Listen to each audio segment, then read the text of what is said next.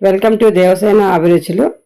ఈరోజు మనం chicken fry చేసుకుంటున్నాము. చికెన్ వేపుడు, సూపర్ చికెన్ వేపుడు అండి. ముందుగా మనం స్టవ్ మీద కడాయి పెట్టేసుకొని ఆనియన్ వేసుకొని, ఆనియన్ వేగిన తర్వాత అల్లం వెల్లిగడ్డ పేస్ట్, పసుపు, సాల్ట్ వేసేసి బాగా వేపుకోవాలండి. ఇప్పుడు మనం శుభ్రంగా కడిగి పెట్టుకున్న చికెన్, హాఫ్ కేజీ చికెన్ వేసుకుంటున్నామండి. ఇది కూడా బాగా వేపుకోవాలి.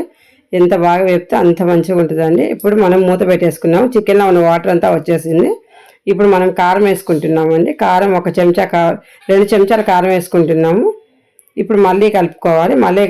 మళ్ళీ కొద్దిసేపు మూత పెట్టేసి మూత తీసేసేయాలండి.